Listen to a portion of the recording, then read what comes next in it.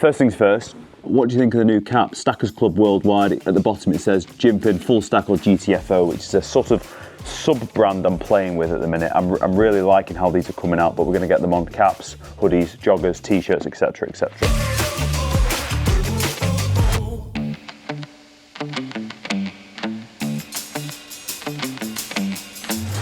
When it comes to the YouTube channel, what we're going to do for the rest of the year is I'm going to pump them out every week or every fortnight, and I want you guys to tell me what you want to see. So comment below if you want me to cover anything, whether it's about our existing range, whether it's about new products that we're bringing out, whether it's about how to use certain things or problems you're having in the gym and how our products can help. Chances are someone else somewhere else in the world is having the same problem, so I think it makes sense to do a piece of longer form content to help as many people out as possible.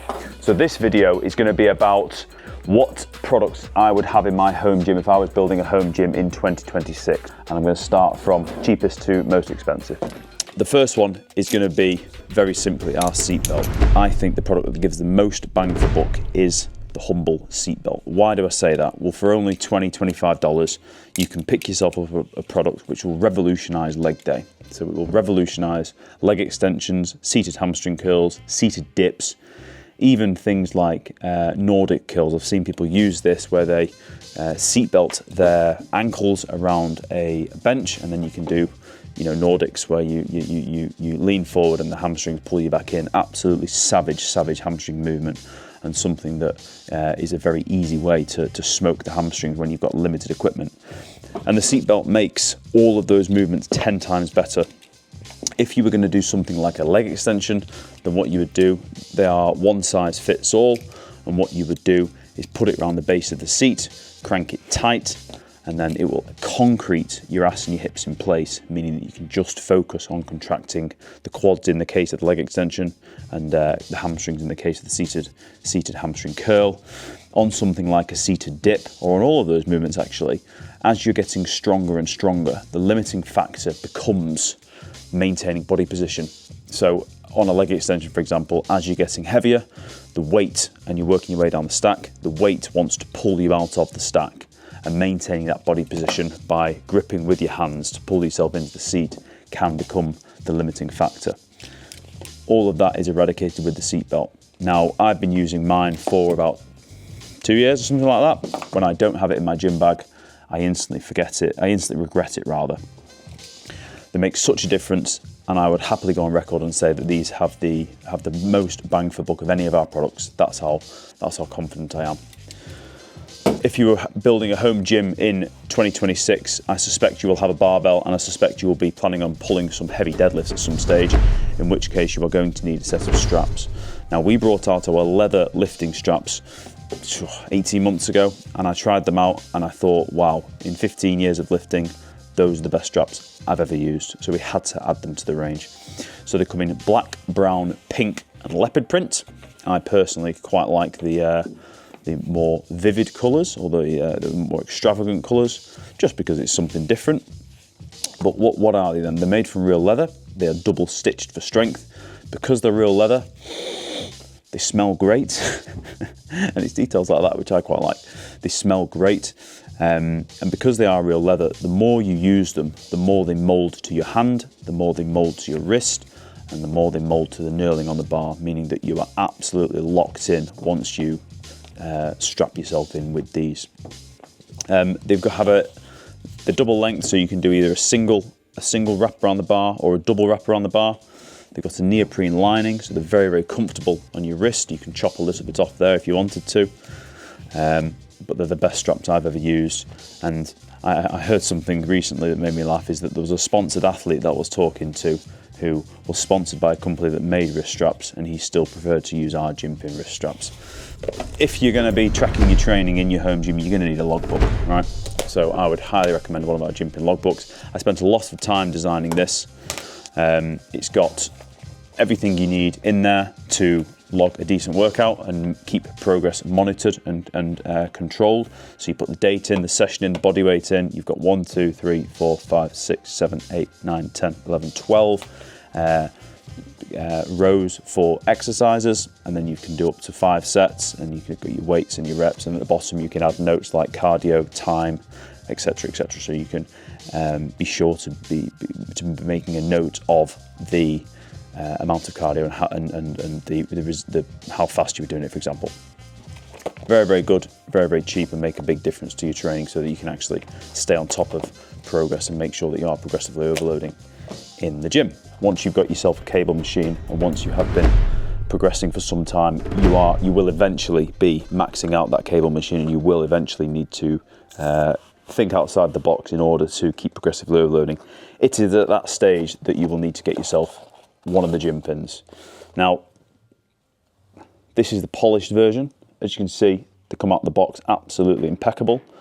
We take great pride in making sure that all the products have that wow factor when you take them out of the box. And this is going to be the next product that I would recommend that all home gym users have on their list when they're building a home gym in 2026. The GymPin itself is made from aluminium, so it's light, and we did that on purpose. We did that because we wanted them to be light enough to live in your gym bag, or at least not be onerous when you're carrying it around, but strong enough so that it can withstand any abuse that you guys are going to throw at it. All right. So the GymPin is tried and tested now. We've been making them for 6 years. We ship them to around 60 countries around the world, and they're obviously a hero product. And bang for buck, they are a close second behind the seat belt, in my opinion. If you invest in one of these and it helps you in your training for the next 5 to 10 years, and you use it every week to keep progressively overloading, that's a very, very small cost per use. It's a very, very cheap way of continuing to progress. We try to keep them the same as a big bag of protein. A big bag of protein will last you, 8 weeks, whereas a GymPin will last you indefinitely, and I know which one is going to deliver much more progress over that period of time. So the GymPin is next on that list. Now, I know someone's going to ask what's the difference between the MiniPin, the GymPin and the KingPin. So here's the difference. The MiniPin is 3 inches of loadable space.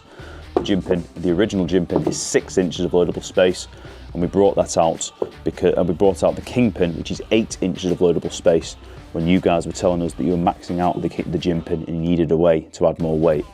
So the MiniPin was predominantly brought out for people to allow people to micro load, or incrementally load. So you know those little plates that are gathering dust in the corner of your gym, the 1.25 kilo plates, or the smaller poundage plates.